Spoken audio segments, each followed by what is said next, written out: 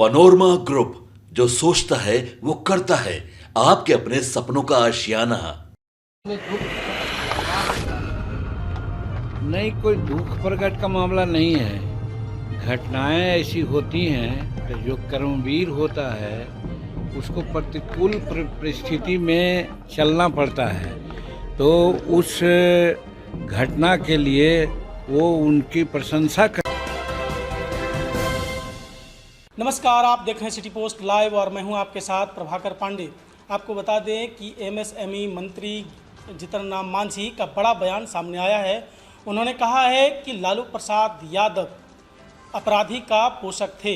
जिस समय उनकी सरकार थी तो अपहरणकर्ता उनके घर पे जा कर के और साजिश के तहत वो अपहरण करते थे और फिरौती के रूप में जो अपहरणकर्ता पैसा लाते थे उसमें उनका अधिकार होता था। और अब की सरकार इस तरह की नहीं है। यदि कोई अपराध करता है तो 20 से 25 मिनट के अंदर में अधिकारी वहां पहुंचते हैं और उसका निदान करते हैं। माननीय मुख्यमंत्री नीतीश कुमार के सुशासन काल में अब अपराधियों का बोलबाला नहीं है। इनकी सरकार में मुख्यमंत्री आवास में किसी प्रकार का कोई आपराधिक तालमेल नहीं है। जिस प्रकार लालू सरकार में तालमेल रहता था अपराधियों के साथ, अपहरणकर्ताओं के साथ। और क्या कुछ कहते नजर आए एमएसएमई मंत्री जीतन राम मांझी, पहले आप इनका बयान सुने। दुख प्रकट हुआ, क्या लगता है? नहीं, कोई दुख प्रकट का मामला नहीं है। घटनाएं ऐसी होती हैं कि जो कर्मवीर होता है उसको प्रतिकूल परिस्थिति में चलना पड़ता है, तो उस घटना के लिए वो उनकी प्रशंसा करता है कि अगर उस प्रकार की घटना न होती तो हम आगे नहीं बढ़ पाते। इसलिए जो कर्मवीर होता है वो याद रखता है मामला, कोई बात सही है, लेकिन वो दुख की बात नहीं है। हम तो अच्छा करते हैं। हमारे सामने दिक्कत महसूस होगी, जैसे नदी का धार है, आ रहा है धार, अब बीच में कोई पत्थर गाड़ डालता है तो नदी का धार क्या करता है, और बेग से ऊपर मुँह बढ़ता है, चाहे बाएँ दाएँ किनारा काट देता है। उसी प्रकार से होता है। तीसरे नीतीश कुमार जी ने जो चाहा किया तो अपने हिसाब से किए होंगे, उसका थोड़े हम कोई दुख मानते हैं। उसके बावजूद भी तो हम नीतीश कुमार जी के साथ किसी कसम खा रखा था कि नीतीश जी आपने हमको मुख्यमंत्री बनाया है, बहुत बड़ा सम्मान दिया, 2 ही दिन के लिए सही, आज हम सब सम्मान का या जो उपयोग कर रहे हैं, तो इसलिए हम तो कसम खाते हैं कि आपके साथ हम रहेंगे, छोड़ेंगे नहीं। लेकिन जब उन्होंने ही कह दिया कि आप हमारे पार्टी से हट जाइए तो हम हट गए, मेरा कसम खत्म हो गया। तो ये बुरा कहाँ है भाई? मर्ज करने वाले सवाल पर आप जब भड़के थे, हट गए थे, तो उस समय भी कई तरह के जेडीयू के नेता कह रहे थे कि आपको मुख्यमंत्री नीतीश कुमार ने ही बनाया था, ये मांझी जी न भूलें। आज भी नहीं हम भूलते हैं। उस दिन भी वो कहते हैं तो फालतू बात बोलते थे। अगर कोई भूलने वाला कहता तब न कहता। हम तो सब दिन कहे हैं भाई कि हम कैसे भूलेंगे कि हमको मुख्यमंत्री उन्होंने बनाया नहीं था। हम इस बात को कभी नहीं भूलते। लेकिन कहीं न कहीं किसी दबाव में, कहिए क्या कारण है कि कभी कभी मिसअंडरस्टैंडिंग होता है, जो हमारे बहुत सी बातों को नेगलेक्ट भी करते हैं। और बहुत ऐसी बातें हैं जो कोई नहीं करा सकता है, हमने कहा उन्होंने कर दिया, तो हम कैसे माने कि हमसे उन नाराज़ रहते हैं या हम उनसे नाराज़ रहते हैं। घटनाक्रम होती है, घटनाक्रम में कुछ न कुछ बात होती है, तो अपने कार्यकर्ताओं को मन बदलाव के लिए और उत्साहित करने के लिए हम बोल देते हैं।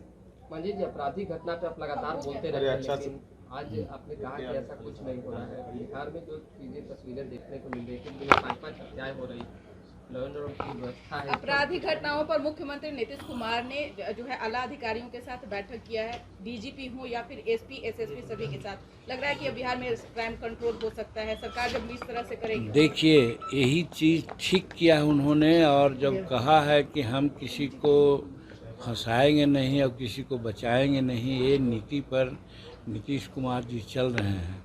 और हम 44 साल से बिहार के राजनीति को देख रहे हैं।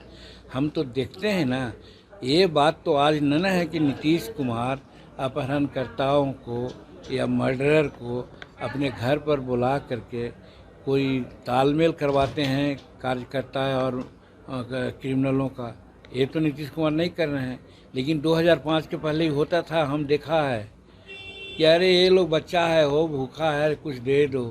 डॉक्टर को पकड़ के लाया गया, उसमें मांगा गया 5 लाख समथिंग, तो कहा रहा दे दो कुछ हो, तो अंत में दिलवा दिए तो छुड़वा दिए। वो बात तो नहीं हो रही है यहाँ पर। तो इसलिए लॉ एंड ऑर्डर की बात वो लोग जो करते हैं वो बेईमानी है। उन लोगों को लॉ एंड ऑर्डर की बात नहीं करना चाहिए। रही बात कि यहाँ तो देख रहे हैं कोई भी घटना घट जाती है, 13 करोड़ जनसंख्या हो गई और अनेक प्रकार की बातें हैं, लेकिन उस पर यहाँ का प्रशासन त्वरित कार्रवाई करता है और जिसके चलते हम समझ रहे हैं कि बहुत हद तक जो क्रिमिनल्स हैं चाहे और लोग हैं उनमें दहशत की बात आई है।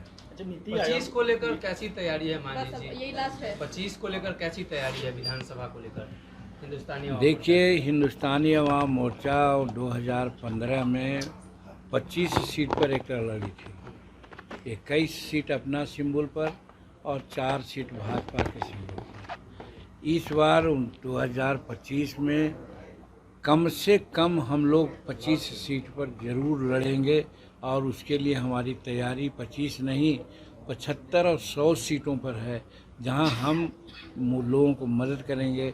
गठबंधन में हैं तो लोगों को मदद करेंगे। आज भी जैसा आपको लोगों कहा, आज हमारी पहचान इसलिए बनी है कि हमारे कार्यकर्ता जहां हम न भी गए हैं वो गठबंधन धर्म का निर्वहन करते हुए 100% लोग वोट किया है। तो इसी प्रकार से हम जब वोट करेंगे तब ना हमको उनके लोग भी वोट करेगा। इसलिए हम टारगेट रखे हैं कम से कम 25 सीट पर हम जरूर लड़ेंगे और आगे भी सीट अगर मिलेगा तो भी लड़ेंगे। एमएसएमई मंत्री जीतन राम मांझी ने कहा कि 2025 में विधानसभा का चुनाव जो होने वाला है उसमें 25 सीटों पर हम का पार्टी लड़ेगा और उस पर 75 सीटों पर हम लोग तैयारी कर रहे हैं, जबकि अन्य सीटों पर जो गठबंधन दल के नेता होंगे, पार्टी होंगे, वो चुनाव लड़ेंगे और हम उनका सहयोग करेंगे। इस प्रकार से क्या कुछ कहते नजर आए जीतन राम मांझी, आप सुन रहे थे। तो फिलहाल इस खबर में बस इतना ही। आगे के तमाम खबरों के लिए बने रहे मेरे साथ। वीडियो को लाइक करें, शेयर करें, चैनल को सब्सक्राइब करना ना भूलें। धन्यवाद।